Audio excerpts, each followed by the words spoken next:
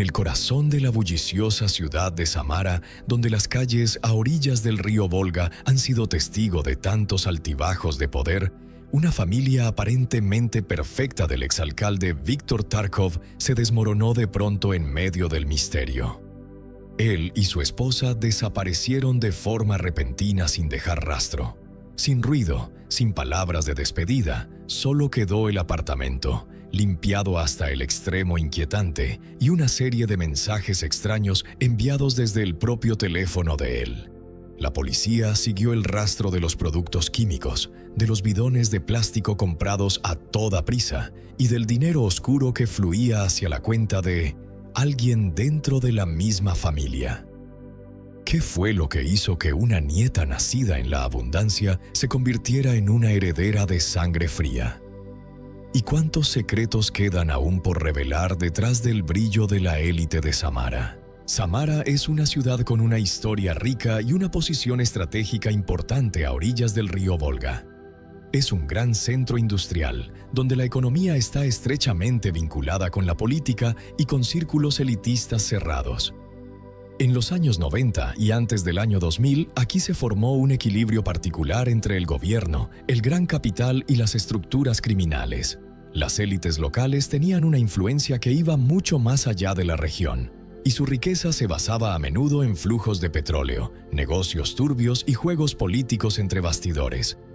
Una de las figuras clave de la élite de Samara era Víktor Tarkov. Todo el mundo conocía ese nombre, desde los funcionarios hasta los organismos encargados de hacer cumplir la ley. Él no solo dirigía la ciudad, sino que también controlaba una gran parte de la economía de Samara. Nacido en Kivisiu, Tarkov pasó de ser un ingeniero químico soviético a convertirse en un empresario exitoso, después en un alto funcionario y finalmente en alcalde de Samara. Este cargo le hizo aún más poderoso, pero al mismo tiempo también le granjeó multitud de enemigos. La familia Tarkov no solo era rica, sino una verdadera dinastía, acostumbrada al poder y al lujo. El propio Víktor Tarkov poseía propiedades de élite, terrenos y coches caros, y sus familiares disfrutaban de todos los privilegios derivados de su estatus. Sin embargo, tras esa apariencia de prosperidad se escondían problemas graves. Ekaterina Tarkova, la nieta de Víktor, nació en 1995 en Samara, en un entorno en el que el dinero y la influencia se consideraban algo natural. Su madre, Lyudmila Tarkova, creció como la heredera de una familia poderosa, mientras que el padre de Ekaterina, Sergei Loginov, era conocido en los círculos criminales con el apodo de El Lord. Desde joven, Lyudmila Tarkova se relacionó con personas de dudosa reputación. A pesar de tener acceso a la mejor educación y a innumerables oportunidades que su padre le ofrecía, ella eligió una vida despreocupada, disoluta y ociosa. En los años 90, su entorno fue convirtiéndose en representantes del mundo criminal, entre los cuales se sentía muy segura. Su primer marido, Konstantin Sherbakov, estaba vinculado a uno de los grupos de crimen organizado en Samara y murió en el año 2001. Tras su muerte, Lyudmila comenzó una relación con Sergei Loginov, un hombre que no solo procedía del mundo criminal, sino que participaba directamente en fraudes relacionados con el petróleo que le reportaban millones. En el año 2010 fue detenido por preparar el asesinato de oficiales del SSB, tras lo cual acabó entre rejas. Pero Lyudmila también siguió exactamente los pasos de su marido. Trabajó estrechamente con grupos criminales, participó en tramas fraudulentas y finalmente también terminó en prisión. En el año 2021, Lyudmila Tarkova se vio envuelta en un gran caso penal. Intentó extorsionar al diputado de la Duma de la provincia de Samara, Alexander Mileyev, por la suma de 200 millones de rublos, amenazando con publicar material comprometedor sobre su vida privada. Sin embargo, su plan fracasó. Mileyev acudió inmediatamente a la policía. En el mes de diciembre del año 2022, Tarkova fue detenida y poco después el tribunal la declaró culpable. A continuación, fue condenada a 7 años de prisión en una colonia correccional ordinaria. Ekaterina Tarkova pasó sus años de juventud en un estado de total libertad y sin ningún tipo de control. Como nieta de un político influyente, desde pequeña nunca le faltó nada, pero no comprendía el verdadero valor del dinero. A diferencia de sus coetáneos, no tenía limitaciones en sus gastos, ni necesitaba esforzarse en sus estudios, ni someterse a normas estrictas. Esto le transmitió una sensación de permisividad que con los años no hizo sino intensificarse. Desde muy joven, Ekaterina llevó una vida de lujo. Se sentía atraída por las marcas caras, las fiestas de élite y las relaciones con personas influyentes. En aquellos años, la vida nocturna en Samara estaba en pleno apogeo y Tarkova se integró rápidamente en la llamada Juventud Dorada. Los hijos de familias acomodadas, para quienes el entretenimiento era el sentido de la vida. En ese entorno, el alcohol y las sustancias ilegales formaban parte de lo cotidiano. Ekaterina no se preocupaba por el futuro. Su abuelo se ocupaba de todo por ella, y su madre, ocupada con sus negocios criminales, no intervenía en su vida. Los problemas comenzaron cuando Ekaterina se volvió adicta a las sustancias ilegales y su comportamiento se hizo cada vez más agresivo. Con el tiempo, su dependencia aumentó y ya no podía vivir si no consumía con regularidad.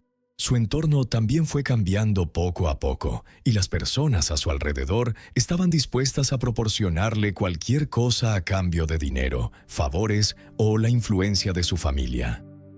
A pesar de la generosa paga que le daba su abuelo, Ekaterina empezó a gastar más de lo que podía permitirse.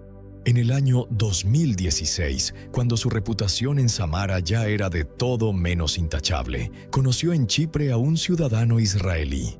Su romance se desarrolló rápidamente y al poco tiempo se casaron. Ekaterina adoptó el apellido de su marido y pasó a llamarse Belskaya. En el año 2017 tuvieron un hijo. Sin embargo, la vida familiar no cambió su estilo de vida. Seguía provocando escándalos, consumiendo alcohol en grandes cantidades y era incapaz de controlar sus emociones. El marido no pudo soportarlo y, tras 2 años, pidió el divorcio. Después de la separación, Ekaterina regresó a Samara y dejó al niño al cuidado de sus abuelos. Ahora volvía a estar completamente mantenida por su familia. Recibía apoyo financiero de su abuelo, Víctor Tarkov, quien, a pesar de su comportamiento, no dejaba de ayudarla, pero ni siquiera eso parecía bastarle. Ekaterina gastaba sumas enormes en entretenimiento y sustancias ilegales, pero por primera vez se dio cuenta de que el flujo de dinero estaba disminuyendo. En el año 2020 su situación se volvió crítica. Intentó someterse a un tratamiento de desintoxicación, pero pronto recayó y regresó a su estilo de vida anterior. En ese momento, su comportamiento se volvió aún más incontrolable. El dinero empezó a escasear, pero sus necesidades siguieron siendo las mismas. Para conseguir dinero, comenzó a vender sus pertenencias personales, bolsos caros, joyas, teléfonos e incluso iconos que sus abuelos le habían regalado. Los valores familiares dejaron de importarle. En aquel momento, el dinero era mucho más importante para ella. Con el tiempo, Ekaterina empezó a pedir dinero prestado a conocidos, pero en poco tiempo ya nadie confiaba en ella. Las deudas se acumularon y los prestamistas se mostraban cada vez más severos a la hora de exigir el reembolso. Se encontraba en un callejón sin salida. No quería trabajar y no tenía ninguna fuente de ingresos legal. Cuando Víctor Tarkov se dio cuenta de que su nieta no pensaba cambiar su estilo de vida, empezó a reducir gradualmente el apoyo financiero que le brindaba. Esto fue un golpe para Ekaterina. No vio la acción de su abuelo como un intento de ayudarla, sino como una traición. Estaba convencida de que él estaba obligado a seguir manteniéndola. Los conflictos en la familia se intensificaron cada vez más. En las discusiones no ocultaba su irritación y culpaba abiertamente a su abuelo y a su abuela de todos sus problemas. Con el tiempo, su ira no hizo más que aumentar. En un momento dado, se dio cuenta de que la única manera de resolver de una vez por todas sus dificultades financieras consistía en eliminar a quienes le impedían acceder a la herencia. En el año 2023, la situación financiera de Ekaterina Tarkova empeoró de forma dramática. Sus deudas alcanzaron los 7.000 rublos. Pidió esta suma a varias fuentes. una parte a organizaciones de microcrédito y el resto a personas que no toleraban ningún retraso en el pago. A algunos de ellos les prometió un reembolso rápido, pero en realidad no tenía ninguna posibilidad real de pagar. La presión de los acreedores crecía y las llamadas y amenazas eran cada vez más agresivas. Durante este tiempo, Ekaterina intentó vender los bienes de su familia. Comprendía que necesitaba dinero con urgencia y empezó a buscar compradores para objetos de valor propiedad de la familia. En su punto de mira no solo había iconos antiguos, sino también joyas e incluso el coche de su abuela. Según las conclusiones de la investigación, de hecho, logró vender algunos de estos objetos, pero ni siquiera estos fondos fueron suficientes. Después, Ekaterina consideró la posibilidad de vender el terreno registrado a nombre de Víctor Tarkov. Sin embargo, su abuelo, un hombre con gran experiencia y que controlaba estrictamente su patrimonio, nunca permitiría que su nieta dispusiera de sus bienes sin su consentimiento. Ella comprendía que, mientras él estuviera vivo, no podría tener acceso pleno a su dinero. A principios del mes de enero del año 2025, Víctor y Natalia Tarkov dejaron de comunicarse de repente. Familiares, amigos y socios de negocios intentaron ponerse en contacto con ellos, pero sus teléfonos permanecían apagados. La desaparición de la pareja provocó rápidamente preocupación en su entorno. No eran el tipo de personas que desaparecen de repente y sin previo aviso, especialmente Víctor Tarkov, que siempre se mantenía en contacto tanto con socios comerciales como con antiguos colegas. Cuando no respondió a las felicitaciones de cumpleaños el día 3 de enero de 2025, sus familiares se alarmaron de inmediato. El antiguo adjunto de Tarkov fue el primero en dar la voz de alarma. Intentó repetidamente llamar a Víctor, pero sin éxito. Poco después recibió un mensaje extraño. Todas las preguntas a Katia. El mensaje parecía sospechoso. Tarkov siempre escribía con corrección y prestaba atención a los signos de puntuación, pero aquí el estilo era completamente diferente. Siguió intentando comunicarse con la pareja, pero sin éxito. Después, su asistente presentó una denuncia de desaparición ante la policía. Tras la denuncia oficial, la policía inició de inmediato la investigación. En primer lugar, los agentes comprobaron el domicilio de los Tarkov, analizaron sus transacciones financieras recientes y revisaron las grabaciones de las cámaras de vigilancia. No tardaron en aparecer detalles inquietantes que apuntaban al comportamiento extraño de Ekaterina Tarkova. Las sospechas aumentaron tras examinar sus transacciones financieras. Justo antes de la desaparición de sus familiares, había realizado compras dudosas y luego intentó borrar las huellas de su presencia en el apartamento. Cuando los investigadores llegaron a la casa donde vivían Víctor y Natalia Tarkov, se encontraron con una escena extraña. Aunque no había signos evidentes de lucha, la habitación estaba inusualmente limpia. Los expertos encontraron rastros de reactivos químicos que normalmente se utilizan para eliminar restos biológicos. En el curso de un examen minucioso del apartamento, los expertos emplearon dispositivos especiales para detectar rastros ocultos que no son visibles al ojo humano. En el baño y en la cocina encontraron restos de sustancias biológicas, que, tras ser analizadas en el laboratorio, revelaron la presencia de sangre. El análisis de ADN confirmó que los rastros encontrados pertenecían a Víctor y Natalia Tarkov. La cantidad de sangre no era significativa, lo que llevó a los investigadores a la suposición preliminar de que la muerte se produjo mediante un método que no provoca hemorragias abundantes. Los objetos que Ekaterina compró unas semanas antes de la desaparición de sus familiares llamaron la atención de los investigadores durante mucho tiempo. Según los datos obtenidos, había pedido por internet contenedores de plástico, productos químicos, bolsas gruesas y trajes de protección. Estas compras resultaban especialmente sospechosas, ya que no tenían una finalidad doméstica evidente. Además, en ese momento su situación financiera seguía siendo precaria, y los grandes gastos no se correspondían con su estilo de vida habitual. El análisis de sus acciones recientes demostró que Ekaterina también había empezado a disponer activamente de los bienes de sus abuelos. En poco tiempo puso a la venta una serie de objetos de valor propiedad de Víctor Tarkov. Entre ellos había iconos antiguos, joyas y un Toyota RAV4 que utilizaba su esposa, Natalia.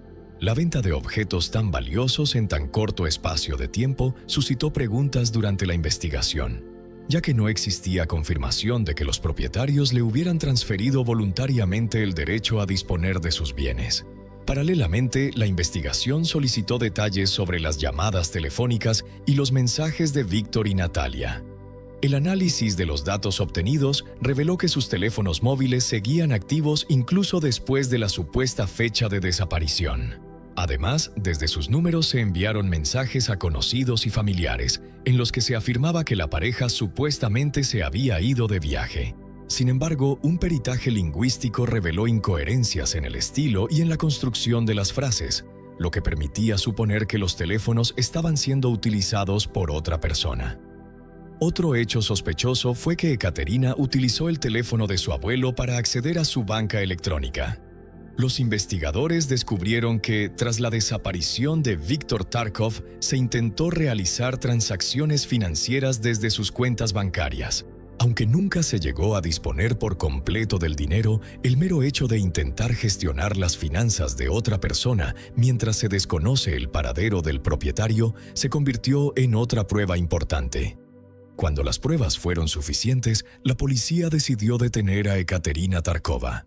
Las medidas operativas se llevaron a cabo en el apartamento de su abuelo, en el que ella seguía viviendo incluso después de su desaparición. Durante la detención, Ekaterina Tarkova se comportó con una calma sorprendente. No intentó resistirse, no mostró indignación y no hizo preguntas sobre los motivos de su arresto. Tampoco mostró signos de nerviosismo o miedo, algo que suele ser característico de una persona sospechosa de un delito grave. Después de ser llevada a la comisaría, fue interrogada. En el primer interrogatorio, Ekaterina se negó a declarar, alegando un mal estado de salud. Los investigadores continuaron su trabajo y le presentaron las pruebas que habían encontrado. Sin embargo, en lugar de dar explicaciones claras, empezó a cambiar su versión de los hechos. Sus declaraciones eran contradictorias y sus explicaciones no resistían la crítica. En el curso de la investigación posterior se encontraron pruebas adicionales que permitieron reconstruir la posible cronología del crimen. Los investigadores siguieron analizando las grabaciones de videovigilancia, los testimonios de los testigos y los rastros digitales en los teléfonos y ordenadores de la sospechosa. Todo este material ayudó a dibujar un cuadro más preciso de lo sucedido. La línea principal de su defensa consistía en negar toda culpa. Afirmaba que no sabía nada sobre el destino de sus familiares y que supuestamente había vendido sus bienes a petición de ellos. Sin embargo, las pruebas recogidas demostraban lo contrario. Los investigadores siguieron reconstruyendo la cronología del crimen y se toparon cada vez con más pruebas que apuntaban a su participación. Cronología del crimen. Hipótesis posibles. El mecanismo exacto del asesinato aún no se ha aclarado, pero la investigación baraja varios escenarios posibles. Envenenamiento. Según una hipótesis, Ekaterina habría preparado el crimen mezclando veneno en la comida o en las bebidas de sus familiares. Esto explicaría la ausencia de signos de lucha, aunque los peritajes no han hallado pruebas concluyentes del uso de venenos. Violencia con objeto contundente. Otra teoría sostiene que las víctimas fueron asesinadas rápidamente, posiblemente mediante golpes en la cabeza. La ausencia de una gran cantidad de sangre en el apartamento podría indicar que el crimen se cometió de este modo. Los golpes podrían haber provocado la muerte inmediata, tras lo cual Ekaterina se deshizo de los cuerpos. Estrangulamiento. Esta posibilidad se considera una de las hipótesis más probables. Si la autora del crimen quería evitar hacer ruido, podría haber empleado este método. Sin embargo, la investigación aún no ha reunido suficientes pruebas para confirmar esta versión. Después del crimen, Ekaterina tuvo que deshacerse de los cuerpos, y la investigación sugiere que recurrió a medidas poco habituales. Las grabaciones de vigilancia muestran a Ekaterina entrando en el apartamento con un gran bidón de plástico azul. Más tarde, el mismo contenedor aparece en las imágenes ya en el patio de la casa. Los investigadores creen que podría haber contenido los restos de las víctimas. Además, en el caso se mencionan productos químicos que podrían haberse utilizado para descomponer tejido humano. Algunos medios de comunicación informaron de que supuestamente se encontraron partes de cuerpos humanos en el refrigerador del apartamento. Sin embargo, no existe confirmación oficial de esta información. Aún así, los expertos encontraron microscópicas manchas de sangre en distintas partes del apartamento, a pesar de que se había intentado limpiar el lugar a fondo.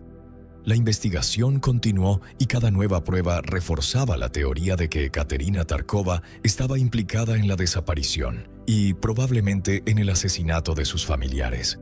Un detalle curioso. Poco antes, Ekaterina había afirmado que se había roto la pierna y que se desplazaba con muletas. Sin embargo, el día en que recogió las bolsas y el bidón, las muletas habían desaparecido de repente y su caminar era firme. Además, los vecinos afirmaron que en ese periodo se vio a un hombre desconocido cerca de ella, que posiblemente la ayudó a transportar el bidón. No obstante, su identidad aún no se ha esclarecido y la investigación sigue en curso. Las autoridades investigadoras consideran que Ekaterina se deshizo de los restos mortales por partes, arrojándolos a contenedores de basura en distintos distritos de Samara. Más tarde, los residuos de esos contenedores fueron llevados al vertedero de Preobrazhenka. Los agentes de los cuerpos de seguridad iniciaron operativos de búsqueda en el vertedero. Sin embargo, había pasado demasiado tiempo y decenas de toneladas de basura hicieron que la búsqueda fuera casi imposible. Además, se baraja la versión de que algunos restos pudieron haber sido destruidos con ayuda de productos químicos u otros métodos, aunque todavía no hay confirmación de ello. Tras finalizar la investigación y recopilar todas las pruebas, la Fiscalía presentó formalmente cargos contra Ekaterina Tarkova. Se la acusa de doble asesinato con el fin de apropiarse de bienes, así como de ultrajar los cadáveres de las víctimas. El juicio despertó una gran atención pública, ya que la acusada era la nieta del exalcalde y el propio crimen se distinguía por una crueldad particular. Tras la detención de Ekaterina Tarkova, en el marco de la investigación también se examinó la hipótesis de una posible implicación de su madre. La pregunta era lógica. ¿Podría Lyudmila, que se encontraba en la colonia penitenciaria, haber influido de algún modo en su hija y estar interesada en la muerte de sus padres? Sin embargo, no se encontraron pruebas directas de su participación en el crimen. En el momento de los hechos, llevaba ya varios años encarcelada y no tenía la capacidad de organizar el delito. No obstante, su papel en la formación de la personalidad de Ekaterina no deja lugar a dudas. Lyudmila le mostró a su hija que se podía obtener dinero y poder mediante el engaño, la manipulación y el crimen. Ekaterina adoptó este estilo de vida, que finalmente la llevó a cometer los actos más terribles. La Fiscalía solicitó una pena de prisión perpetua para Ekaterina, argumentando que el crimen se había cometido por motivos egoístas y con especial crueldad. Una de las preguntas que quedaron abiertas durante el juicio fue si hubo o no un posible cómplice. Durante la investigación surgió la opinión de que Ekaterina difícilmente podría haber cometido sola un crimen tan complejo. Se reveló la identidad del principal candidato al papel de posible cómplice. Resultó ser el preso llamado Vitaly Lukin, a quien Ekaterina había conocido durante una visita a su madre en la colonia. Los investigadores descubrieron que Ekaterina mantenía un estrecho contacto con este hombre. Según los registros de llamadas, ella lo llamaba con frecuencia antes del crimen y también le transfería dinero a su cuenta. Sin embargo, no había pruebas directas de su participación en el delito. El tribunal lo consideró un posible coordinador del crimen, pero en el momento de dictar sentencia no había pruebas suficientes para acusarlo. El caso de Ekaterina Tarkova se convirtió en una de las historias criminales más llamativas de los últimos años. La opinión pública se dividió. Algunos consideraban a Ekaterina una criminal de sangre fría que cometió el delito únicamente por la herencia. Otros sostenían que detrás de ella había personas más poderosas. Sin embargo, la mayoría coincidía en un punto. El crimen era inhumano y merecía el castigo más severo. En la actualidad, las vistas judiciales siguen siendo transmitidas por la televisión estatal y los periodistas publican cada vez más hechos sobre la vida de Ekaterina, sus problemas con las sustancias ilegales y las deudas. La sociedad quedó conmocionada al saber que la nieta de un hombre influyente había sido capaz de matar a sus propios familiares por dinero. Según las últimas informaciones, Ekaterina Tarkova ha dejado de hablar debido al estrés. En los interrogatorios y en las vistas judiciales no pronuncia una palabra y parece completamente distante y aislada. Según una versión, podría padecer mutismo psicógeno, un estado en el que la persona pierde la capacidad de hablar y responder a las preguntas. Otra hipótesis plantea que se encuentra en un estado de sopor, una condición previa al coma, caracterizada por la pérdida de la actividad consciente mientras se conservan los reflejos. En un futuro próximo será trasladada a un hospital psiquiátrico de Samara para un peritaje psiquiátrico con el fin de evaluar su estado mental y descartar una posible simulación. Se prevé que el peritaje dure al menos 30 días. Tras el crimen, la cuestión de la herencia quedó abierta. Según estimaciones preliminares, el patrimonio del exalcalde ascendía a 145 millones de rublos. Sin embargo, Ekaterina perdió todos sus derechos hereditarios. Según la ley, las personas condenadas por asesinato no pueden heredar. Solo quedaba un posible heredero que podía reclamar los bienes: el hijo pequeño de Ekaterina, que tras su detención quedó bajo la tutela de los servicios de protección social. Su padre, un ciudadano israelí, se enteró de la situación a través de las noticias. La cuestión de conceder la custodia del niño a su padre fue sometida a consideración del tribunal, pero las autoridades rusas no tenían prisa por tomar una decisión. El patrimonio de Víctor Tarkov, según la decisión judicial, debía pasar al heredero legal más cercano. Dado que Ekaterina fue privada de su derecho a heredar, esta cuestión sigue abierta. El día 19 de febrero de 2025, el procedimiento judicial contra Ekaterina Tarkova aún no había concluido y no se había dictado sentencia definitiva. Ella permanece detenida hasta el día 2 de abril de 2025. La investigación continúa para comprobar la posible participación de otras personas en el delito, entre ellas el preso Vitaly Lukin, con quien Ekaterina tenía contacto. El silencio de ella, frío, absoluto, desconcierta aún más tanto al público como a los investigadores. Nadie sabe si está ocultando algo o si simplemente ha perdido toda capacidad de enfrentarse a su propia culpa. La lujosa casa donde antes vivían el matrimonio Tarkov ahora solo conserva unos arañazos apagados en el suelo de madera y el olor a productos químicos que aún flota en el aire. Huellas que recuerdan que, a veces, la tragedia más grande no viene del enemigo de fuera, sino que comienza dentro del propio hogar. En 1996, en un día de invierno gélido con temperaturas de 20 grados bajo cero en Bolingbrook, Illinois, la niña de 13 años Rachel Mellon Scamp, una alumna de séptimo grado inteligente, alegre y querida por sus amigos, se quedó en casa descansando por dolor de garganta y estuvo sola con su padrastro Vincent Mellon. Solo unas horas después, Rachel desapareció sin dejar rastro de su propia cama, dejando atrás su manta azul favorita y 2 almohadas, mientras que su abrigo, zapatos, billetera y reproductor Sony Walkman, cosas que siempre llevaba consigo, permanecieron intactos en su lugar. No había signos de entrada forzada, la puerta de la casa estaba sin llave, y el padrastro fue la última persona que la vio, mientras ella dormía la siesta, envuelta en la manta, acompañado de un libro titulado Daddy Kisses, y hasta un cuchillo escondido bajo la almohada. Los brazos de Vince estaban cubiertos de arañazos dolorosos. Su declaración sobre pasear al perro en medio de la tormenta de nieve sonaba llena de contradicciones, y la policía de Bolingbrook ha afirmado públicamente: creen que Vincent Mellon fue quien mató a Rachel para encubrir su secreto más oscuro. Rachel nunca ha sido encontrada. No hay cuerpo, no hay pruebas físicas suficientes para acusarlo. Pero la historia detrás de las puertas cerradas de esa casa aún espera ser contada por completo. Fue solo un secuestro misterioso. o la tragedia de una niña traicionada por su propio familiar. Acompáñennos a descubrir la verdad enterrada durante casi 30 años. Rachel Mellon nació en octubre de 1982. Vivía en Bolingbrook, Illinois, y asistía a la escuela intermedia B.J. Ward. Mientras destacaba en los estudios, obteniendo calificaciones excelentes y entrando en la lista de honor, su vida familiar era una historia mucho más oscura. Rachel había sido víctima de maltrato durante la mayor parte de su infancia. Sus padres, Jeff y Amy Skemp, se separaron cuando Rachel era muy pequeña, con menos de 3 años.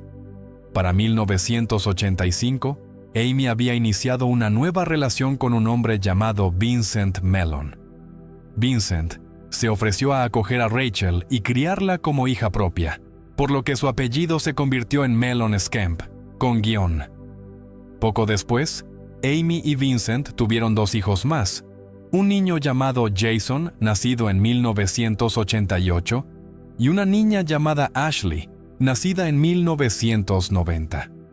Aunque la familia mantenía una apariencia impecable desde fuera, lo que ocurría a puertas cerradas era mucho peor de lo que cualquiera de sus conocidos pudiera imaginar. Rachel creció en una casa literalmente de horrores, sometida a males indecibles por parte de sus propios padres. Especialmente notable era el supuesto padrastro amable y protector. Amy y Vincent llevaban juntos alrededor de 5 años cuando el verdadero carácter de Vincent empezó a revelarse. Para personas como usted y yo, él no parecía más que un hombre promedio. Nadie en quien fijarse 2 veces. Sin embargo, para Rachel y el resto de la familia, no podían dejar de pensar en él cada hora del día, principalmente por miedo. Temían su personalidad explosiva. Vincent era como una bomba de tiempo a punto de estallar. En 1990, las cosas comenzaron a empeorar para la familia. Vince y Amy discutían por algo desconocido, cuando Vince se enfurecía más con cada momento que pasaba. En un arrebato de ira ciega, un sentimiento que Vince conocía muy bien, acorraló a Amy contra la escalera de la casa y la empujó escaleras abajo. Amy rodó por las escaleras, pero afortunadamente no resultó gravemente herida. Tras recuperarse, acudió inmediatamente a la policía y solicitó una orden de alejamiento contra Vince, que al parecer fue concedida. Sin embargo, poco después, Amy decidió reconciliarse con Vince y retiró los cargos en su contra. Poco tiempo después, Vince retomó sus viejos hábitos y comenzó a amenazar con matar tanto a Amy como a Rachel.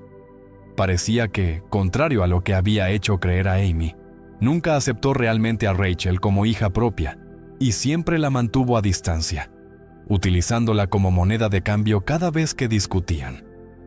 Para 1995, Rachel ya no pudo más. Con solo 12 años, huyó de casa. Corrió hasta llegar a la casa de una amiga.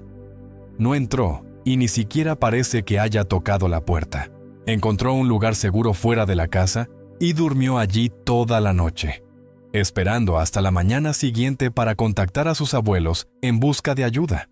Los abuelos maternos llegaron y la llevaron de vuelta a casa, entregándola nuevamente en manos de su abusador frío e insensible. A finales de ese verano, Rachel pudo pasar unas semanas con su padre biológico, que entonces vivía en Texas. Mientras estaba en Texas, suplicó a su tío que le permitiera mudarse a Dallas. Parece que no explicó todos los detalles de la situación, porque sin duda él habría ayudado si hubiera sabido cuán grave era todo realmente. Desafortunadamente, sus súplicas cayeron en oídos sordos. Por mucho que Rachel rogara, después fue obligada a regresar a casa para vivir con su madre y el monstruo vivo y respirante, que llamaba padrastro. En el otoño de 1995, Rachel comenzó su 7º grado en la escuela intermedia B.J. Ward. Rachel era bastante popular en la escuela y, para los de fuera, parecía una niña que lo tenía todo. Era una niña maravillosa con buenas notas, innumerables amigos, y siempre parecía muy feliz. Solo sus amigos más cercanos conocían la oscuridad que ensombrecía su vida familiar. La mejor amiga de Rachel era una chica llamada Carrie. Carrie recuerda a Rachel como alguien lleno de alegría y vitalidad. Nada parecía abatirla. En los meses recientes, Rachel había empezado a interesarse por el reciclaje y la protección del medio ambiente, e incluso comenzó a explorar el mundo de la música y la danza. Su vida escolar y social iba en ascenso, pero su vida familiar estaba a punto de tomar un giro sombrío. Unos meses después, en enero de 1996, Carrie vio a Rachel llorando junto a su casillero. Esto no era algo que Rachel hubiera hecho antes. Nadie había visto llorar a esa chica alegre y despreocupada. Cuando algunos amigos le preguntaron qué pasaba, Rachel no lo contó. Solo explicó que no se sentía bien y que tenía un problema que resolvería sola. Cerró la puerta a sus amigos y no respondió más preguntas. Esa fue la última vez que alguien vio a Rachel. Después de salir de la escuela ese día, nunca regresó. Al día siguiente llamó diciendo que estaba enferma por dolor de garganta y luego desapareció. Fue el 31 de enero de 1996. Rachel se quedó en casa descansando junto a su padrastro Vince, quien llevaba tiempo desempleado. Ese día fue un invierno extremadamente frío, con temperaturas alrededor de 20 grados bajo cero, vientos fuertes y copos de nieve flotando. Rachel y su padrastro Vincent Mellon básicamente quedaron atrapados en casa por el clima, sin ningún lugar a donde ir. Alrededor de las 10:45 de la mañana, Rachel llamó a su abuela materna para agradecerle los regalos de Navidad que le había enviado recientemente. La conversación parece haber sido con la abuela materna, la madre de su madre. Cerca del final de la llamada, la abuela Lucy notó que Rachel se había vuelto muy callada de repente. Al percibir lo extraño, preguntó, ¿está él ahí?, refiriéndose a Vincent. Rachel solo respondió, sí, y un momento después dijo que tenía que irse. Según Vince, Rachel colgó y jugaron Nintendo un rato. Después de aproximadamente una hora, Vince dijo que Rachel decidió ir a su habitación a dormir la siesta. Llevaba pantalones amarillos, zapatillas rojas y una sudadera rosa. Se envolvió en la manta azul, saltó a la cama y se durmió. Se supone que esa fue la última vez que alguien vio a Rachel, pero la historia solo se vuelve más retorcida y aterradora a partir de ahí. Alrededor de las 2:30 de la tarde, Vince dijo que revisó a Rachel y vio que aún dormía. La secuencia de eventos siguientes proviene de la perspectiva de Vince, detallando la información que luego proporcionó a la policía. Vince dijo que salió de casa después de revisar a Rachel y fue a pasear al perro, así en Tata. Recuerde que la temperatura era de 20 grados bajo cero con vientos fuertes y nieve abundante. Dijo que, a pesar de todo, paseó al perro durante 30 minutos completos antes de regresar. Pero de camino a casa, su perro, un pastor alemán llamado Duke, vio un conejo corriendo por un campo que pasaron. Vince dijo que Duke se soltó del collar y persiguió al conejo. Vince ni siquiera intentó recuperarlo. Solo se alejó y lo dejó allí, huyendo hacia lo desconocido. Vince explicó que pensó que Duke encontraría el camino de regreso más tarde ese día, pero no lo hizo. Vince regresó a casa alrededor de las 3 de la tarde. Dijo que no se molestó en revisar a Rachel, solo continuó con sus rutinas diarias. A las 3:15, la hermana menor de Rachel llegó de la escuela y notó inmediatamente que Rachel no estaba en su habitación. La hermana preguntó por ella, pero Vince no se preocupó. No sabemos si inventó una excusa o realmente no le importaba, pero de cualquier modo, Vince nunca la buscó. Varias horas después, una agente inmobiliaria pasaba por la zona y vio a un perro corriendo en un campo cerca de la casa de los Mellon. Reconoció que era Duke y lo llamó rápidamente, llevándolo de vuelta a casa con la familia. Esto ocurrió aproximadamente entre las 4:30 y las 5 de la tarde. Amy, la madre de Rachel, llegó a casa al mismo tiempo junto con su hijo Jason. Al notar que Rachel había desaparecido, llamó inmediatamente a la policía para que investigara. Cuando la policía llegó a la casa familiar unas horas después, comenzaron la investigación registrando la habitación de Rachel. No tardaron en darse cuenta de que algo no encajaba. Las pruebas dejadas atrás, combinadas con la información proporcionada por Vince, no coincidían. Algo andaba mal, y la policía estaba decidida a descubrir la verdad. Encontraron varias piezas clave de evidencia que apuntaban a que Rachel había sido secuestrada. Para empezar, notaron que su abrigo, zapatos, billetera, bolso y reproductor Sonic Walkman habían quedado atrás. Eran objetos que Rachel llevaba a todas partes, sin importar a dónde fuera. Además, en una noche de 20 grados bajo cero, ¿por qué Rachel dejaría su abrigo y zapatos? La manta azul de su cama también había desaparecido, al igual que 2 de sus almohadas favoritas. Alarmados por los objetos faltantes, revisaron la puerta principal y no encontraron signos de entrada forzada. Vince explicó que cuando salió a pasear al perro, dejó la puerta sin llave. Así que si alguien se coló mientras estaba fuera, eso explicaría por qué no había daños en la puerta. Pero los investigadores pronto notaron algo muy extraño. Los brazos de Vince estaban cubiertos de arañazos, algunos de los cuales parecían bastante dolorosos. Cuando los detectives preguntaron sobre el origen de las heridas en sus brazos, Vincent Mellon explicó que ese día había estado trabajando en un automóvil y se había raspado y cortado al meter la mano en el compartimento del motor. Sin embargo, esta explicación suena poco convincente. Para quienes trabajan frecuentemente con vehículos, algunos golpes, rasguños leves o moretones son normales, pero heridas leves como esas no se comparan en absoluto con los arañazos y cortes profundos y dolorosos descritos en los brazos de Vince. Parecían más bien marcas de una lucha o resistencia que un accidente mecánico común. La policía llevó a cabo una búsqueda exhaustiva en toda la zona, tanto en tierra como desde el aire con helicópteros. Aún así, no apareció ningún rastro de Rachel. Los investigadores incluso verificaron minuciosamente los aeropuertos locales para confirmar si la niña había intentado comprar un boleto a Dallas para visitar a su padre biológico, pero toda la investigación no encontró ninguna señal relacionada con ella.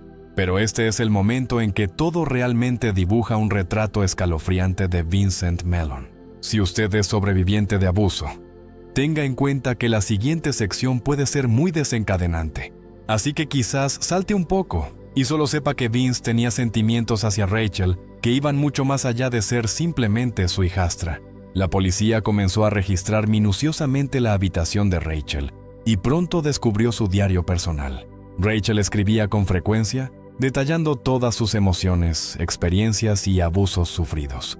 Los investigadores quedaron especialmente conmocionados por una página específica, los crímenes que su padrastro había cometido contra ella. Rachel contó que un día de agosto de 1995, Vincent entró en su habitación y comenzó a besarla junto con otros actos. Según lo escrito en el diario, Vincent explicó que lo hacía para que ella supiera cómo actúan los depredadores y así pudiera evitarlos. Pero en realidad, no había forma de que Rachel evitara a su propio padrastro. La policía también encontró un libro descatalogado titulado Daddy Kisses, pero lo más impactante y aterrador fue la prueba encontrada justo debajo de la almohada de Rachel, un cuchillo. Además, durante la edición del video sobre el caso, una espectadora llamada Ashley McCoy señaló que Drew Peterson, un personaje con un historial muy oscuro, había sido uno de los investigadores principales en el caso, trabajando para el Departamento de Policía de Bolingbrook. Drew Peterson se había casado 4 veces. Actualmente cumple condena por el asesinato de su tercera esposa. Más notable aún, su cuarta esposa desapareció y nunca fue encontrada.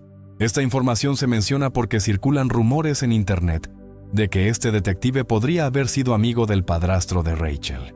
Hasta ahora, no hay evidencia concreta que confirme esa relación, pero el rumor ha persistido durante mucho tiempo.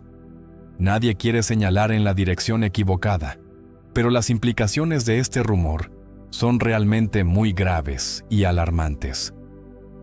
A las 6 de la tarde del día en que Rachel desapareció, Carrie, la mejor amiga de Rachel, se enteró de la noticia. Carrie reunió a un grupo de amigos de la escuela, explicó lo sucedido y todos salieron a ayudar en la búsqueda. Pasaron más de 1 hora al aire libre en el frío intenso, desesperados buscando a su amiga perdida, pero no encontraron nada. registraron todas las calles y parques cercanos, pero la niña simplemente se había desvanecido. Carrie dijo que en ese momento, todos los amigos se abrazaron y lloraron, dándose cuenta de que su amiga realmente se había ido, pero con la esperanza de que no fuera para siempre. Alrededor de ese tiempo, Jeff Skemp, el padre biológico de Rachel, recibió la llamada informándole que su hija había desaparecido. Jeff renunció a su trabajo de inmediato y tomó el primer vuelo posible a Illinois para ayudar en la búsqueda.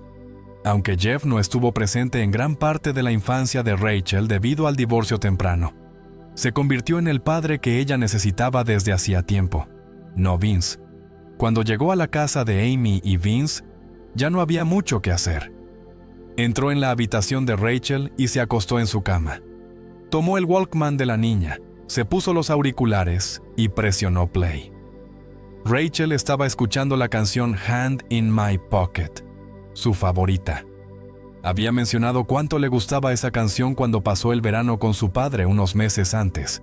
Jeff dijo que mientras estaba en la casa de Rachel, confrontó a Vince sobre lo ocurrido. Jeff contó que la única respuesta de Vince fue que Rachel seguramente había sido secuestrada mientras él paseaba al perro. Por todo lo que se ve, Vince parecía poco preocupado. Desde ese día de 1996, Jeff ha mantenido el mismo número de teléfono, esperando que algún día Rachel intentara contactarlo, pero nunca lo hizo. En enero de 2000, el gran jurado obtuvo una orden para tomar muestras de ADN de Vince. El 29 de enero de 2000, la policía fue a su casa y llevó a Vincent Mellon a la estación, reteniéndolo más de 9 horas para interrogarlo y recolectar las muestras necesarias. Durante la conversación, Vince se negó a responder muchas preguntas relacionadas con la desaparición de Rachel. Finalmente, fue obligado a entregar muestras de ADN y cabello, y la policía inició oficialmente la investigación contra él, por sospecha de asesinato en primer grado. Esta investigación se inició después de que se extendieran rumores de que Rachel podría haber estado embarazada y que el bebé podría ser de Vincent. Por supuesto, al no encontrarse el cuerpo de Rachel, no hay evidencia concreta que respalde esta teoría.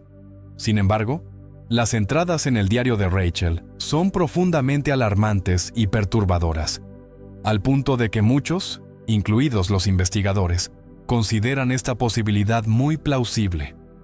Vincent también fue sometido a una prueba de detector de mentiras, Polygraph Test, y falló. Posteriormente, Amy, la madre de Rachel, también fue interrogada por la policía, pero afirmó no tener ninguna razón para creer que Vincent estuviera involucrado. Esto podría deberse a que el amor la cegaba, o porque creía conocerlo mejor que nadie, y aunque tuviera defectos, no era un asesino. Sin embargo, personalmente considero que esa creencia es difícil de sostener. Amy también pasó la prueba de detector de mentiras, pero después de esos interrogatorios, tanto Amy como Vincent se negaron a cooperar más con la policía en cualquier forma, un giro completamente inesperado y sospechoso. También se negaron rotundamente a organizar cualquier ceremonia o memorial para Rachel. No fue hasta 2002 cuando las autoridades de la ciudad de Bolingbrook tomaron la iniciativa. Plantaron un árbol conmemorativo y colocaron una placa con el nombre de Rachel justo enfrente de la calle de su antigua casa, como una forma de que la comunidad no olvidara el trágico destino de la niña. Para avanzar aún más en la búsqueda de justicia, el Departamento de Policía de Bolingbrook no dudó en declarar públicamente y con firmeza, ante la opinión pública, tenían todas las razones válidas para creer que Vincent Mellon fue quien asesinó a Rachel, la hijastra que había acogido y que supuestamente debía proteger.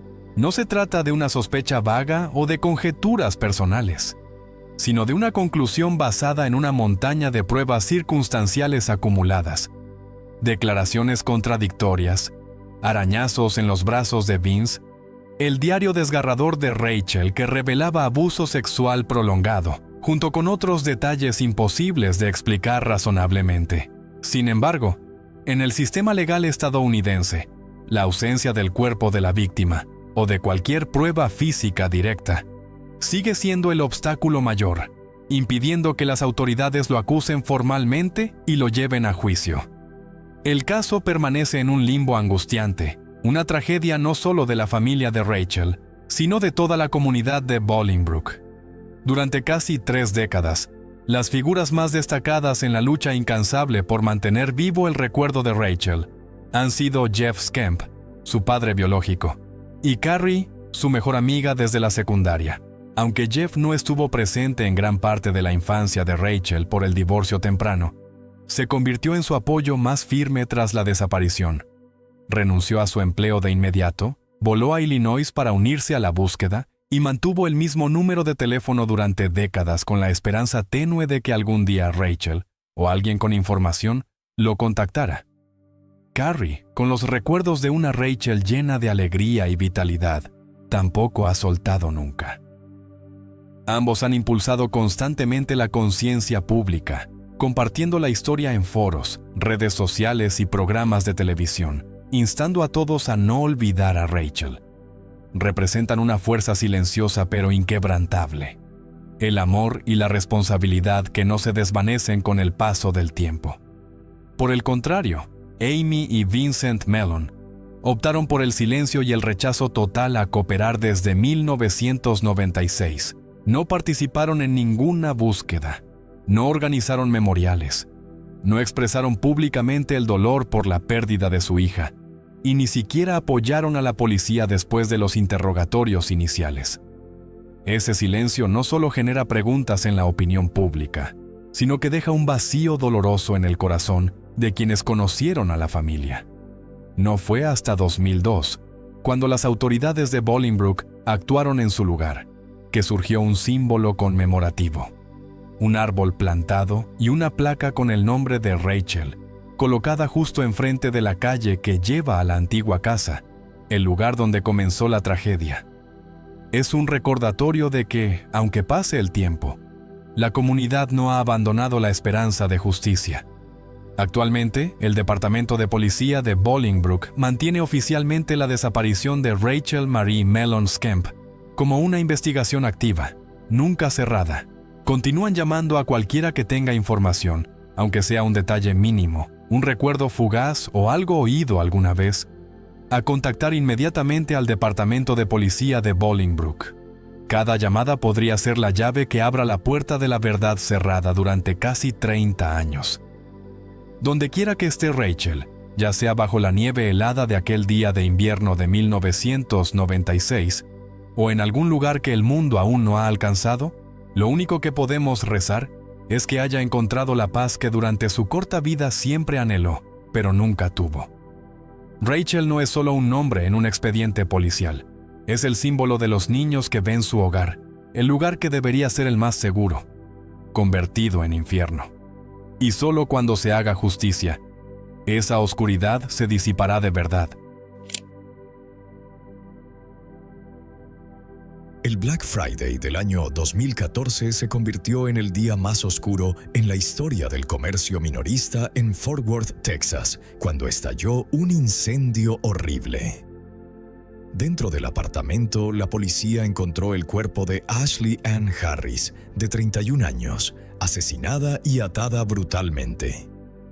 Lo que dejó atónitos a los investigadores no fue solo el fuego iniciado intencionalmente para destruir la evidencia, sino un detalle escalofriante. El manojo de llaves del apartamento y de la tienda de la víctima había desaparecido de la escena. Los detectives identificaron rápidamente que Ashley había sido asesinada por personas con viejas rencillas relacionadas con un robo en una tienda minorista por $18,000 anterior. Un incidente en el que Ashley fue la única que se atrevió a denunciarlos. ¿Fueron los asesinos meros vengadores o fue una doble conspiración más siniestra en la que ese manojo de llaves era el objetivo principal? El boleto para que los asesinos consumaran otro crimen justo en el día más ocupado del año. Toda la evidencia, desde los escalofriantes mensajes telefónicos planeando el asesinato hasta un hoyo excavado en la zona rural de Texas, conduciría a la verdad sobre quiénes estaban detrás de este crimen. Nuestra historia de hoy nos lleva a la ciudad de Fort Worth, ubicada en el norte de Texas. Fort Worth fue fundada en el año 1849 como un puesto militar a lo largo del río Trinity.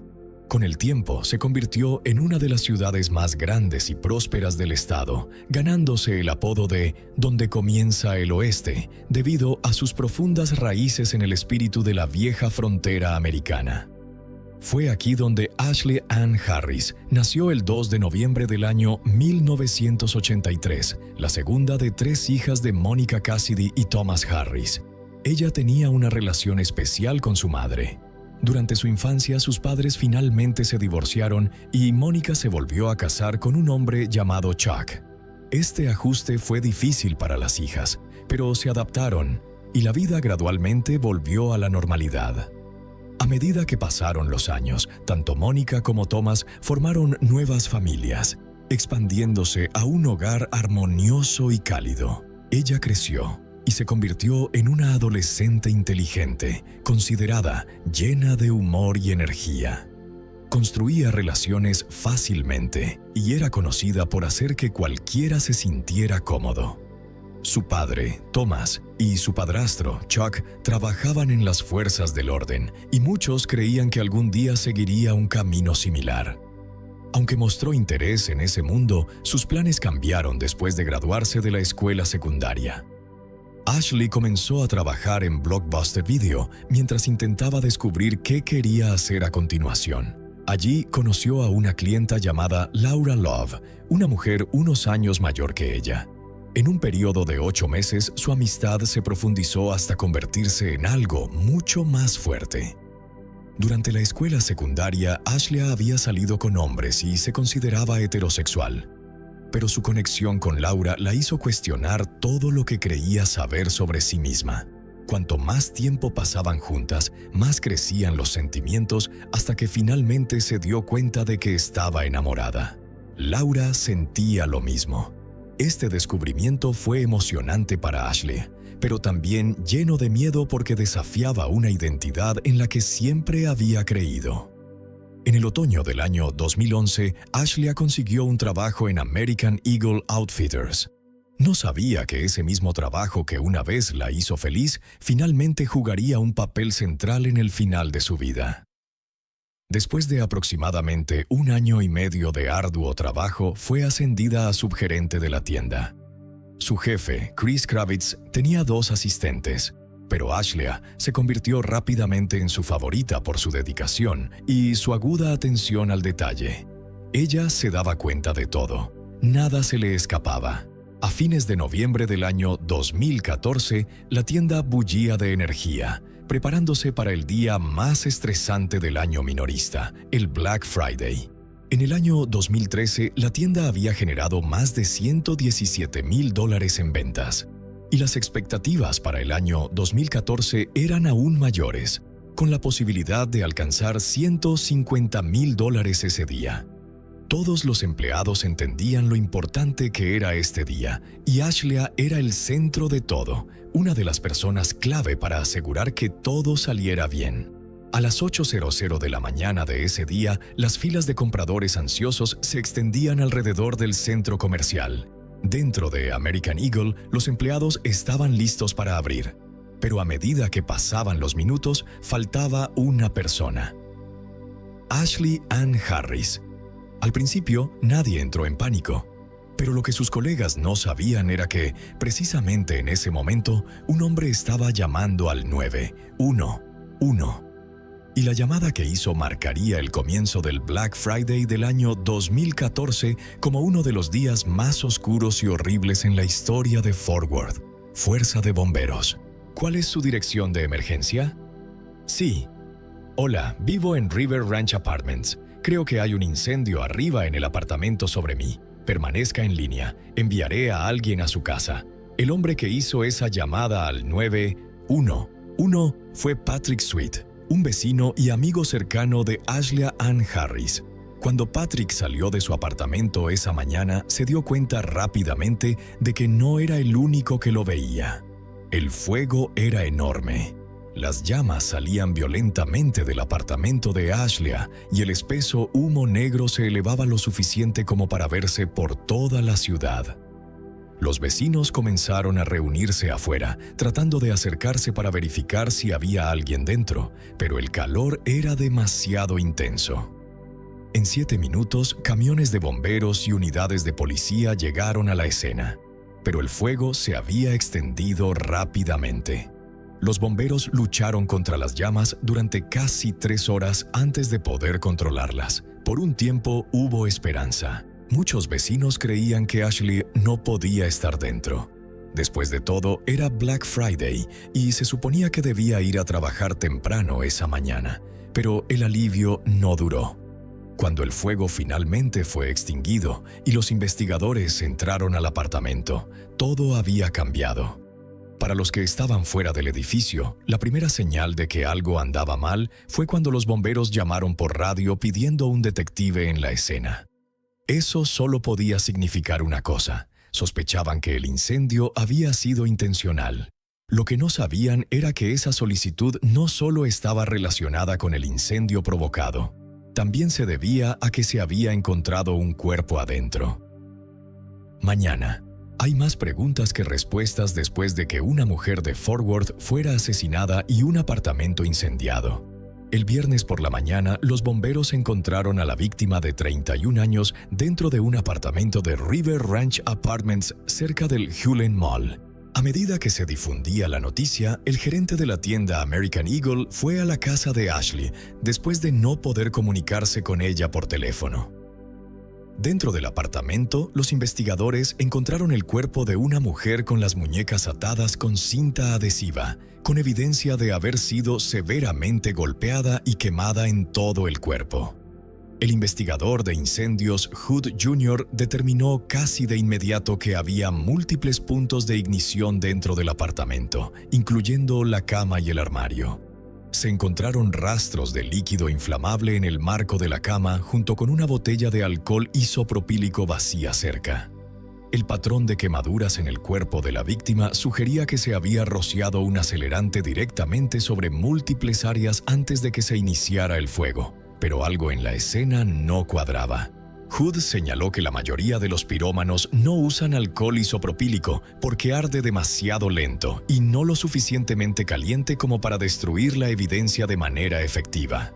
Para él, eso significaba que el fuego no era parte del plan original.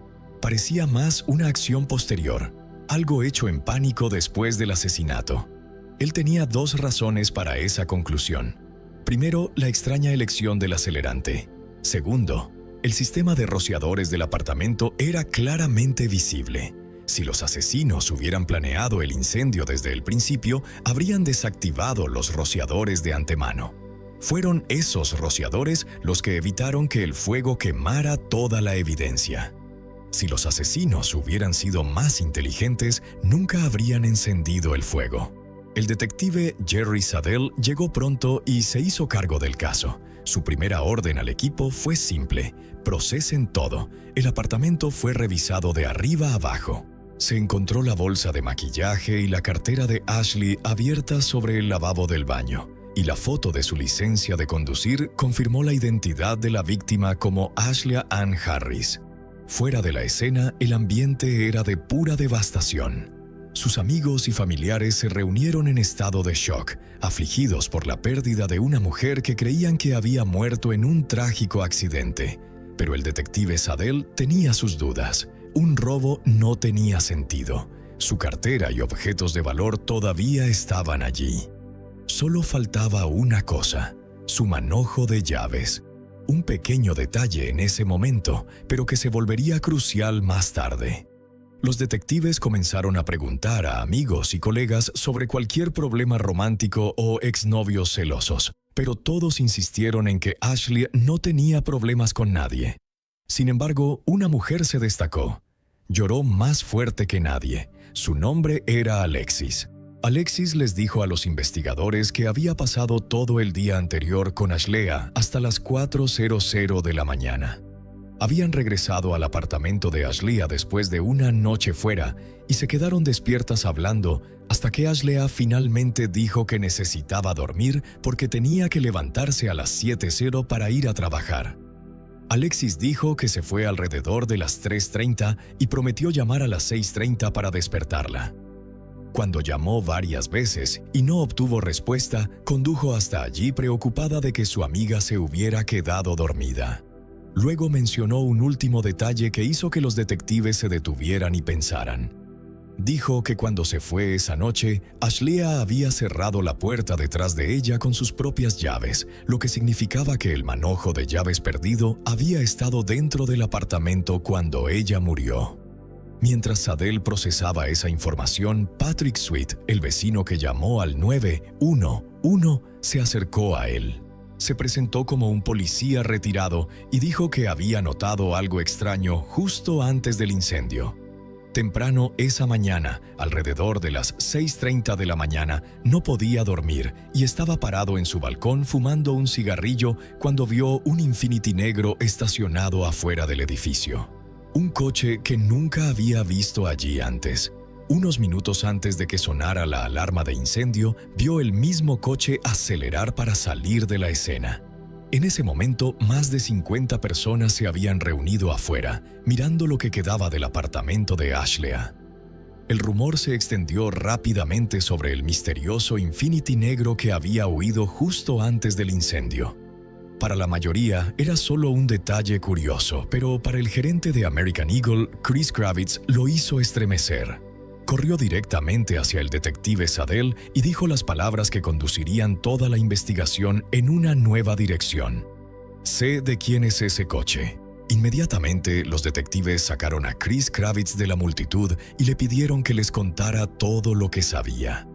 Chris no dudó. Dijo que solo había una persona que tanto él como Ashlea conocían que conducía un Infiniti negro. Su nombre era Carter Carroll Cervantes. Los investigadores se interesaron de inmediato. Pasaron horas ese día en la escena del crimen y gran parte de ese tiempo se dedicó a escuchar el testimonio de Chris, buscando respuestas en un incendio en Fort Worth. El complejo de apartamentos está en King Ranch Road cerca del Hulen Mall. Los bomberos fueron llamados allí y encontraron el cuerpo de una mujer dentro del apartamento donde comenzó el incendio. Jocelyn Lockwood de NBC Ito ha estado en el complejo de apartamentos todo el día.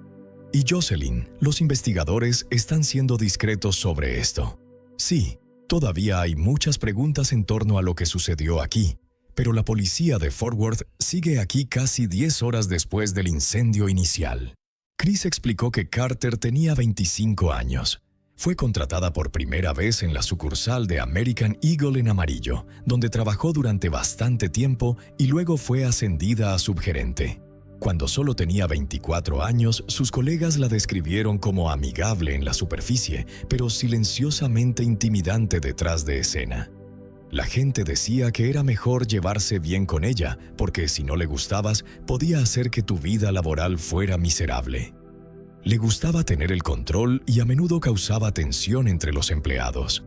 Aunque nada lo suficientemente grave había sido reportado oficialmente, todo siguió siendo chismes de oficina hasta que contrató a un empleado de 19 años llamado Clarence David Mallory. No solo lo trataba de manera diferente, sino que rápidamente se corrió la voz de que los dos estaban en una relación romántica, una violación directa de la política de la empresa, ya que ella era su supervisora. Cuando la noticia llegó a la gerencia de área, a Carter se le dieron dos opciones: renunciar o transferirse a otra ubicación. Se le dio la oportunidad de transferirse en lugar de ser despedida. Ella estuvo de acuerdo y solicitó ser trasladada. Sin embargo, lo extraño fue que eligió mudarse hasta Fort Worth, a 6 horas de distancia, a la sucursal del Hulen Mall, la misma tienda donde Ashlea Ann Harris era subgerente. David no trabajó mucho más tiempo en la tienda de Amarillo después de que Carter se fue. Faltó a 3 turnos seguidos y su contrato fue rescindido, marcado en el sistema como no elegible para ser recontratado. Poco después se mudó a Fort Worth y comenzó a vivir con Carter. A las pocas semanas de la llegada de Carter, comenzaron a circular rumores de que ella sentía aversión por Ashlea, quien era muy querida por todos y vista como el alma de la tienda. Chris dijo que le sorprendió escuchar eso porque Ashlea era una de sus mejores empleadas. En junio del año 2014, Chris se tomó un tiempo libre por una cirugía. Confiando totalmente en Ashlea, la ascendió temporalmente a gerente interina de la tienda. Ese ascenso enfureció a Carter. Cuando Chris regresó, ella no causó ningún conflicto abiertamente, pero durante su ausencia encontró una manera de manipular el sistema de la empresa. Ella había recontratado secretamente a su novio, David, en la tienda de Fort Worth usando un número de seguridad social falso para que su anterior rescisión de contrato no apareciera en el archivo. Nadie se dio cuenta porque la mayoría del equipo no sabía quién era. Luego, 2 meses después, el 24 de agosto, la tienda de Fort Worth fue robada.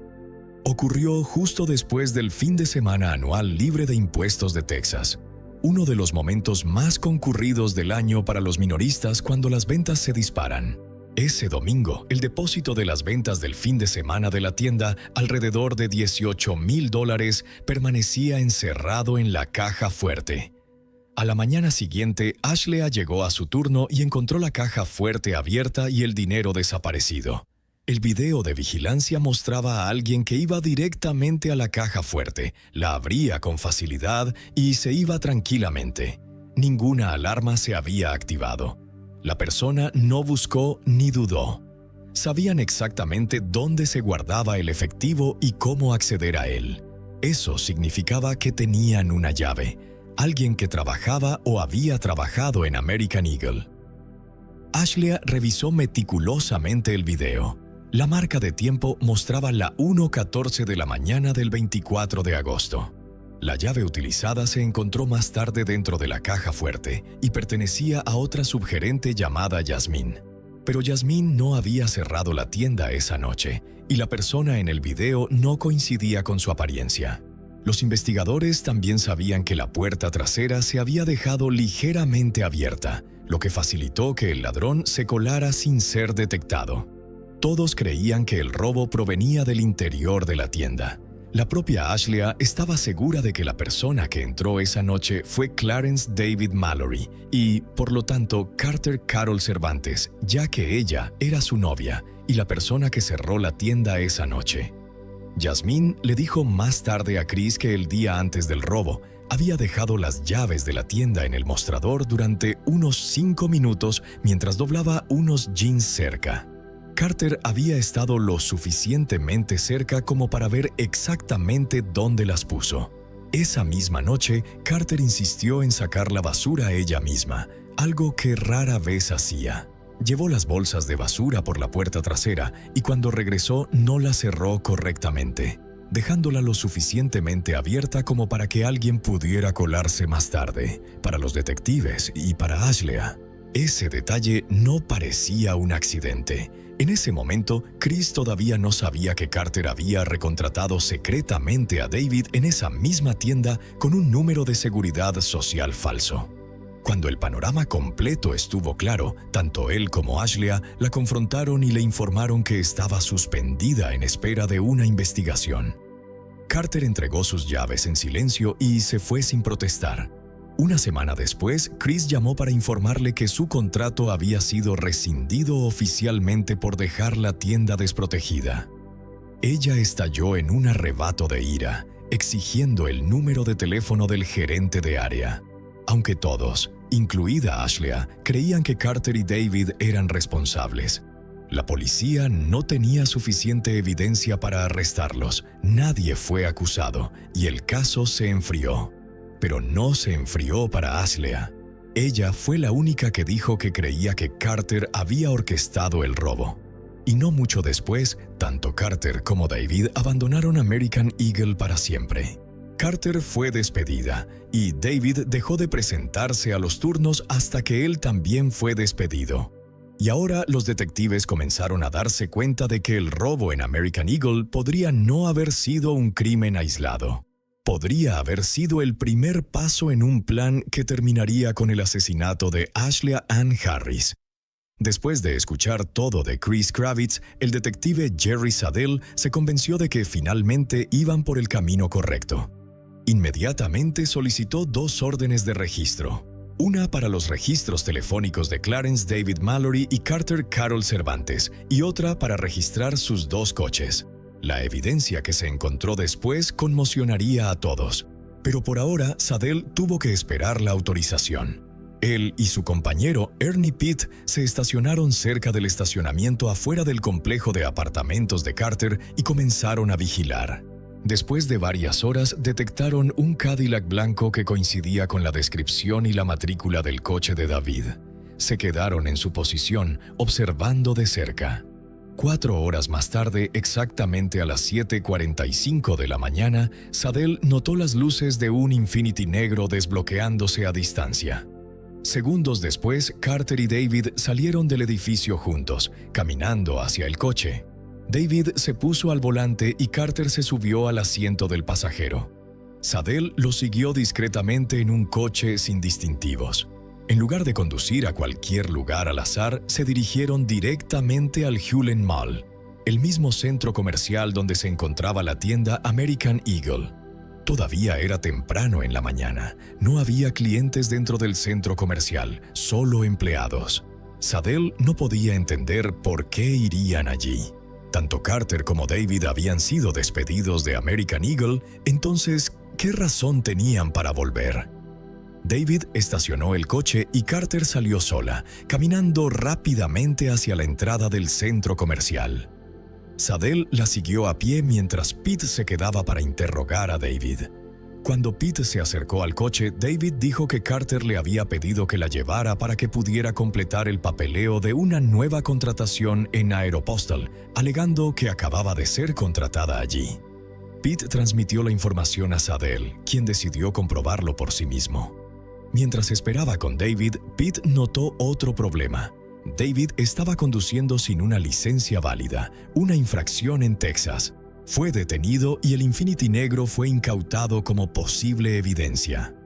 Sadell fue directamente a Aral y habló con el gerente de la tienda, quien confirmó que nunca había oído hablar de nadie llamado Carter Cervantes y ciertamente no la había contratado. Eso confirmó sus sospechas. Carter estaba mintiendo. Inmediatamente fue a American Eagle. Ahora estaba convencido de que Carter había regresado a la tienda para intentar otro robo justo después del Black Friday, cuando las cajas registradoras y las cajas fuertes estarían llenas de dinero. Después de todo, lo había logrado una vez antes, pero cuando llegó a la tienda no se veía a Carter. En cambio, encontró a Chris Kravitz parado frente a la puerta cerrada. Le pregunté por qué no había abierto y Chris respondió: «La compañía cambió las cerraduras después del asesinato de Ashlea. Estoy esperando las nuevas llaves». Sadell se quedó helado. Ese detalle, las llaves perdidas, nunca se había hecho público. Solo la policía sabía que el único artículo que faltaba en el apartamento de Ashlea era su manojo de llaves, que incluía las llaves de su camión, su apartamento y la tienda American Eagle. La puerta del apartamento estaba cerrada cuando los bomberos entraron a la fuerza, confirmando que quienquiera que la mató usó sus llaves. Darse cuenta de eso impactó inmediatamente a Sadell. Carter sabía que Ashlea poseía las llaves de la tienda. Ella era la única otra gerente. De repente, todas las piezas del rompecabezas comenzaron a encajar. Cuando Sadell preguntó por qué se habían cambiado las cerraduras, Chris explicó: «Es política estándar. La compañía siempre cambia las cerraduras después de que cualquier gerente con acceso a las llaves muere o es despedido». Sadell asintió, pero en el fondo sabía que los asesinos no lo sabrían. Y en ese momento se convenció de que la persona que asesinó a Ashlea Ann Harris era Carter Carol Cervantes. Le preguntó a Chris si la había visto por allí esa mañana, y Chris dijo que no. Sadell regresó al complejo de apartamentos para buscarla y no tardó mucho en encontrarla. Estaba en la oficina de alquiler cerca de la lavandería. Se había cambiado la ropa negra y llevaba un uniforme de enfermera rosa como si se estuviera preparando para otro trabajo. Cuando se le acercó, se mantuvo tranquila. Sin resistirse, accedió a acompañar a los detectives a la estación para ser interrogada. Dentro de la sala de interrogatorios, las primeras preguntas fueron casuales. pequeñas charlas destinadas a hacer que Carter Carol Cervantes se sintiera cómoda. El detective Jerry Sadell le preguntó sobre su cena de Acción de Gracias, su comida favorita, pequeñas cosas que la harían bajar la guardia. Hice pavo y tenía relleno y puré de papas y una cazuela de judías verdes. Y la ensalada de col con tocino que a mi madre le gusta hacer, pero no creo que a David. Pero luego la pregunta cambió de dirección. Le pidió que le contara la mañana en que fue arrestada. Carter dijo que se despertó alrededor de las 7:30, tal vez 7:45. Habló con David por un rato y luego volvió a dormirse. Cuando se despertó de nuevo, él se había ido. Fue una respuesta tranquila, ensayada, y Jerry supo de inmediato que era una mentira. Se lo dijo. ¿Esta mañana? De acuerdo. ¿Esta mañana? De acuerdo. ¿A qué hora se despertó? Alrededor de las 7:30, 7:45. ¿Y luego qué pasó? Y luego hablamos y volví a dormirme. Cuando me desperté, él no estaba allí. De acuerdo. Sé que eso es una mentira. No, no lo es. ¿Sabes por qué sé que es una mentira? ¿Por qué sabe que no lo es? Porque te vi salir de tu apartamento y subir al asiento del pasajero de ese coche y lo vi a él alejarse conduciendo. Por eso sé que es una mentira. Me levanté. Fui a lavar la ropa y fui a revisar mi correo electrónico. Eso es todo. Me encontró en mi apartamento. Carter negó con vehemencia, pero Sadell había visto suficientes personas como ella para saber cuándo alguien estaba mintiendo. Frustrado, se levantó y salió de la habitación, dejándola sola bajo vigilancia. Fue entonces cuando ella hizo algo extraño. Tomó la botella de agua de la mesa, bebió un pequeño sorbo, la miró y luego la inclinó lentamente, derramando un poco de agua intencionalmente. Tomó una servilleta y limpió cuidadosamente la mancha exacta donde sus labios habían tocado la botella. Fue un acto deliberado, un intento de borrar su ADN. Pero la habitación estaba siendo grabada constantemente. Si había alguna duda antes de este momento, desapareció ahora. No solo estaba nerviosa, era culpable. Así que, después de procesar a David por conducir sin licencia, ambos fueron liberados. Pero las órdenes de registro para su apartamento, coches y teléfonos finalmente fueron aprobadas. La investigación estaba a punto de explotar. Los detectives de la Unidad de Homicidios de Fort Worth ejecutaron las órdenes de registro ese mismo día. Dentro del apartamento de Carter y David, los detectives encontraron una caja de plástico cerca de la puerta llena de cuerdas y ataduras. También se recogieron piezas de cinta adhesiva rasgada y se enviaron al laboratorio para compararlas con la cinta que ataba las muñecas y los tobillos de Ashlea. También encontraron un recibo de una ferretería. Luego vino el registro del Infiniti negro de Carter. Encontraron una piedra de afilar, una bala de 9 milímetros, un teléfono celular, varios cuchillos, una caja de plástico con un par de zapatos de hombre manchados con lo que parecía ser sangre. Debajo del asiento del conductor había una pistola Glock 19 cargada. Cuando abrieron el maletero del Cadillac blanco de David, encontraron algo aún peor. Palas compradas solo unos días antes, cubiertas de tierra y claramente usadas. Junto a ellas había ataduras, bridas, un rollo de envoltura de plástico transparente y una caja de herramientas. El mensaje era inconfundible. Tenían todo lo necesario para deshacerse de un cuerpo. El registro de los teléfonos reveló evidencia aún más espantosa. Ambos dispositivos contenían fotos del edificio de apartamentos de Ashlea que mostraban su puerta principal desde diferentes ángulos. Evidencia de que habían estado acechando y vigilando su casa de antemano. Los mensajes de texto entre ellos eran escalofriantes. Discutieron sus planes para lastimar a Ashlea tan casualmente como si estuvieran planeando la cena. En un mensaje, Carter se refirió a la compra de suministros. Los mensajes eran intencionalmente ambiguos, pero el significado era claro. El rastro digital se hizo más profundo. Cuando Sadell revisó el teléfono de David, encontró un mensaje de texto que contenía coordenadas GPS. Cuando las introdujo en Google Earth, Condujeron a una zona rural cerca del pueblo de Luthers, Texas. Fue allí él mismo. En la ubicación exacta marcada por las coordenadas, encontró un hoyo recién cavado con la forma de una tumba de unos 6 pies de largo, 2 pies y medio de ancho y 3 pies de profundidad. Era inconfundible.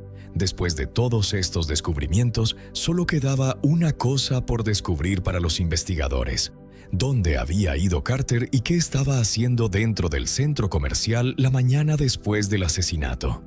Revisaron cuidadosamente las imágenes de vigilancia del centro comercial y lo que encontraron llenó el último vacío en el caso. Las cámaras mostraron a Carter entrando en el Hulen Mall esa mañana, caminando directamente hacia la tienda American Eagle. Llegó a la puerta e intentó abrirla con las mismas llaves que había tomado del apartamento de Ashley, pero las llaves no funcionaron. Después de varios intentos fallidos, se rindió, se dio la vuelta y salió del centro comercial. Ahora los detectives tenían una imagen completa de sus acciones. Y cuando cotejaron el recibo encontrado en su apartamento, descubrieron algo aún más incriminatorio. El 21 de noviembre, solo una semana antes del asesinato, Carter fue capturada por la cámara de vigilancia de la tienda comprando exactamente los mismos artículos que luego se recuperaron de su apartamento: las palas, las ataduras y la envoltura de plástico. La teoría ahora estaba completa. Después de ser despedidos, Carter y David conspiraron para vengarse. Decidieron matar a Ashley, tomar sus llaves y robar la tienda American Eagle nuevamente. El Black Friday fue su oportunidad perfecta, ya que la caja fuerte estaría llena de dinero. En las primeras horas de la mañana del 28 de noviembre, irrumpieron en el apartamento de Ashley.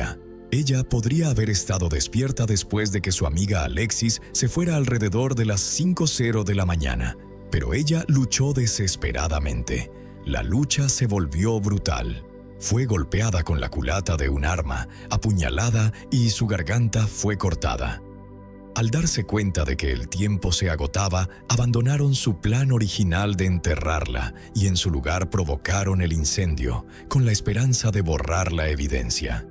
Tal como había sospechado el investigador de incendios, tomaron sus llaves, cerraron la puerta desde afuera y huyeron. El detective Sadell aseguró órdenes de arresto para Carter Carol Cervantes y Clarence David Mallory el 4 de diciembre del año 2014, acusándolos de asesinato en primer grado. 2 días después, el 6 de diciembre, David fue arrestado. Ese mismo día, Carter se entregó, acompañada de su abogado, en un intento desesperado por parecer cooperativa. Ya era demasiado tarde. Ambos fueron detenidos con una fianza fijada en $500,000 cada uno, esperando el juicio por el asesinato de Ashley Ann Harris. Después de la larga y detallada investigación sobre el asesinato de Ashley Ann Harris, Carter Carol Cervantes fue la primera en ser juzgada. Subió al estrado e inventó todas las mentiras que pudo para intentar salvarse. Sin embargo, la abrumadora cantidad de pruebas en su contra era imposible de ignorar. El 26 de mayo del año 2016, el jurado la declaró culpable de asesinato en primer grado y el juez la sentenció a cadena perpetua sin posibilidad de libertad condicional. Un año después, en agosto del año 2017, su compañero Clarence David Mallory se enfrentó a su propio juicio. Su abogado defensor intentó desesperadamente culpar de todo a Carter, alegando que él simplemente siguió sus instrucciones. Pero la evidencia contaba una historia diferente. El jurado lo vio y también lo declaró culpable, sentenciándolo a cadena perpetua sin posibilidad de ser liberado. Las 2 personas que entraron juntas en este crimen lo terminaron de la misma manera, tras las rejas por el resto de sus vidas. El caso trágico de Ashley Ann Harris finalmente se cerró, trayendo justicia a una mujer que valientemente se enfrentó a sus viles enemigos.